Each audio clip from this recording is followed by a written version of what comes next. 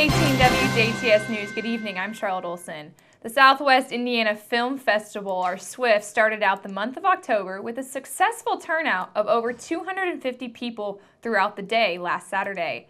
SWIFT is only in its third year and had various entries from local filmmakers here in the Midwest and other parts of the country, and even internationally. Daniel Ahrens of Frankfurt, Germany entered a 3-minute 3D animated short titled Shell, which was his first film and he made for himself. Ahrens has done professional work for major companies such as Fiat, Disney, and more. At SWIFT, he won Best Short for Shell. Other winners include Best Feature by Margot. Feature runner-up was Not Welcome. Again, Best Short was Shell, and short runner-up is Miss Reed. Best Director was Matthew Packman for Margot. Best Screenplay was Mark Slobodo for Not Welcome. Best Cinematography was Aftershock. Best Actress was Lauren Shakebert as Libby in Margot, and the Best Actor was Richard Short as Terry in Not Welcome. Best Editing went to When I Wake. The Mystery Award was Best Documentary, which went to Not Pictured.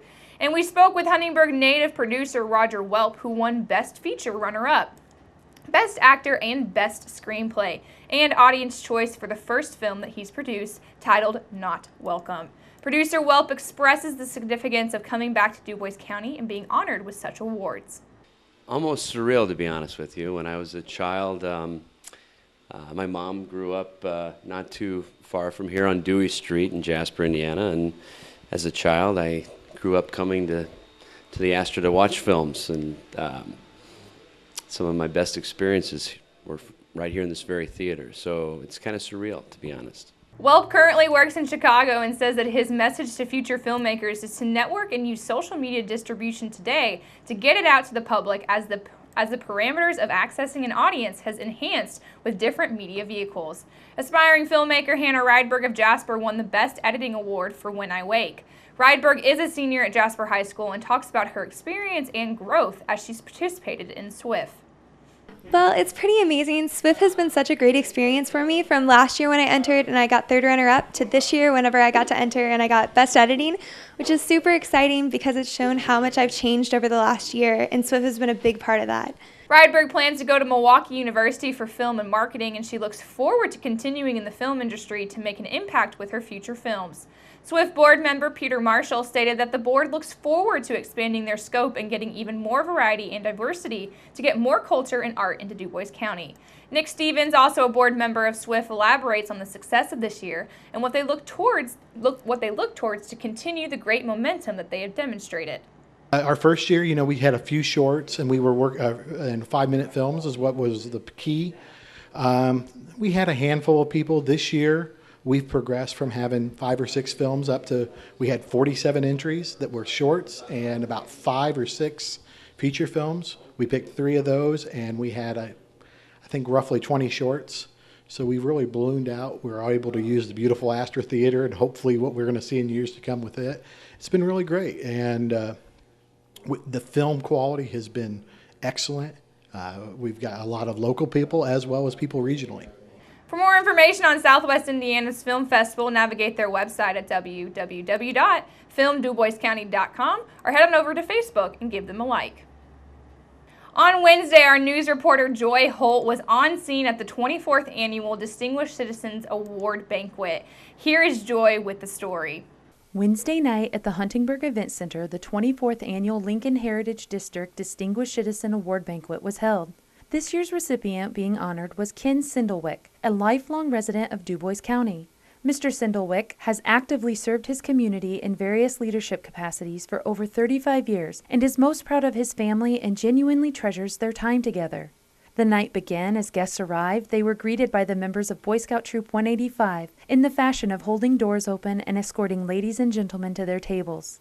As soothing music of classic favorites played, guests laughed, shared stories, and greeted each other with hugs and handshakes. As the evening went on, dinner of smoked pork loin and roasted vegetables from the Schnitzelbach were served at 7 p.m., with the presentation beginning at 8 p.m. by Master of Ceremonies Gene Kuntz, and the Knights of Columbus presenting the callers. The MC was followed by a scouting update from District Chairman of the Lincoln Heritage District, Tom Fierst. The evening sponsors were thanked for their gracious donations and loyal support of the Buffalo Terrace Council Boy Scouts of America. And then the keynote address was given by 12-year NFL veteran and Super Bowl champion Hunter Smith. Reflections of Mr. Sindlewick were lovingly given by his longtime friend Gene Tavis, noting that their bond of friendship had been forged when he had met Sindlewick while both were working as carryout boys at the IGA. Mr. Tavis also gave mention that Ken and his wonderful wife of 41 years, Janet, had also met while working at the IGA. Reflecting on the testament of a life well lived were Mr. Sindlewick's 2 daughters, Leah and Erin. They sweetly shared memories of their father in the best way sisters can, by taking turns. Tears were close when remembering the love their father had showed them, and laughter at the mention of their father's wisdom when sisterly arguments would arise. The 2016 Distinguished Citizen Award was then presented by Boy Scout Peyton Gentry from Troop 185. The evening concluded with wisdom and thank yous from Mr. Swindlewick himself, accentuating his gratefulness to the Boy Scouts organization for providing young people an example of loyalty and kindness. In his humble way, he closed his speech with the Optimist Creed, giving a thoughtful end for a thoughtful man to a close. Thank you, Joy. Each Friday, we here at 18 WJTS highlight a local hometown hero. A hometown hero is someone locally in our community who makes our community so great. I sat down with this week's hero, Stan Yoakum.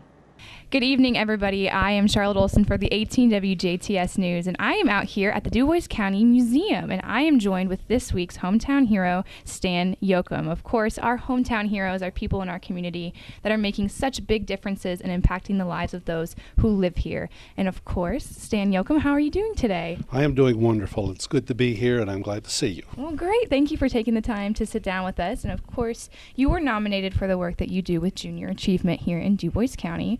So those of us out here in the viewing area, tell us a little bit about what Junior Achievement is. Well, Junior Achievement is a business educational program that teaches young people entrepreneurial skills, work readiness skills, and those things that ensure and provide for students in the 21st century. Awesome, awesome. So how long has the JA program been in DuBois County? A little bit of history in that I came to Jasper Community in 1974-75, Awesome. teaching at Jasper High School.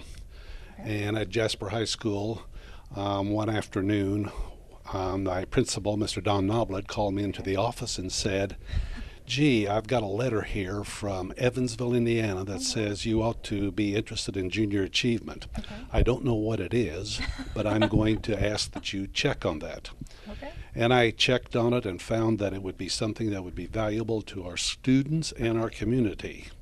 Awesome. And so I made some inquiries, and in 1974-75, we started with a pilot company. 25 students, Jasper JCs, Jasper Chamber of Commerce, Okay. offered to go ahead and be sponsors. Wow. And from that point on then, we grew and we had to find a business place. Okay. We went up to what is now Matrix Integration on the second floor. Okay. Okay. And for 17 years, I was the program director, and we grew from those 25 kids Okay. to 110 to 115 students from high school. Wow. That formed their own JA business company. It was the only program that JA had. And this was actually setting up a company with business advisors. They organized, sold stock, paid wages, elected officers, Okay. did production, sold their product, and then liquidated all in 18 weeks. Oh, wow. It was an interesting program, dedicated people. We looked to the business community and business volunteers to work Okay. with the students. It's a hands-on. It's not a lecture or anything like that. Okay. Okay. It spread over the county. 1975, JA started to do in-class, in-school type of programs. Okay. 1985, we started. Today, in DuBois County, we reach something like 4,500 students. Almost 45 to 50% of all students in DuBois County have a JA program. Wow. Wow, that's incredible. So what is, I guess, give us a little formatting of what the students will learn in JA.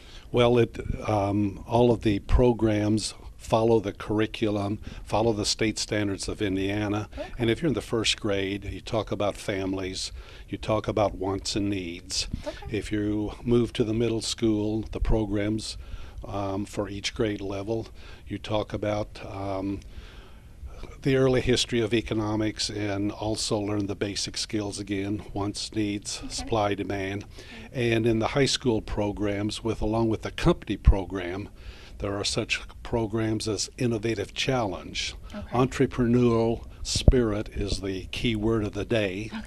They can actually form a business plan and start an entrepreneurial type of firm while they're in high school. But it's all on the idea that advisors, every class that is taught in this school has advisors from the business community. We have some 140 business advisors throughout the county that present these programs to students in the schools. Okay, so you were saying that, from my understanding, that it's kind of like a club a little bit. Now, is there anything that students market specifically? Like, do they have a certain theme each year or something that... It is if it's a company type of program where they meet after school and do that, they choose their own product. But all of the other in-school programs tend to go ahead with hands-on activities, whether it's role-playing, learning job skills. You know, we also have a job shadow for 8th grade students that go into the community. All of those things are taught with activities in the classroom. Awesome. So through watching this whole program evolve, is it what you thought it would be back in when you first heard about it in 74, 75? Is it evolved past your expectations? Or? It has passed my expectations. You know that certain programs come and go. The success of this program is in part responsible to the community involvement, to the parent involvement, to all of those people who give of their time to work with students, and of course the students themselves. We have to have, and there's no such thing as a free lunch. There is a yearly fund drive. We go ahead and raise the funds so that there is no cost to the schools. There are all of these types of things that make the program success, and I only can give credit for these 40 years plus now of what has gone ahead and come about as a result of this program. So what has been your proudest moment? The proudest moment is through the years, the junior achievement, the company program was only in Jasper. It expanded, of course, to the communities and the other school corporations. In 2015, we consolidated an advisory board taking care of the whole county. And in 2015, we had what was called the first inaugural Du Bois County Business Hall of Fame. So this is what we're looking at here. We honor 2 laureates that have given of their time, talents, and treasures to be examples for the young students of today. The proudest moment was after the first inaugural Business Hall of Fame activity. I was surprised and supposed to give sort of a closing remarks and was surprised with a trophy of lifetime achievement. Probably my most, the most outstanding event. That's beautiful. Yes, it is.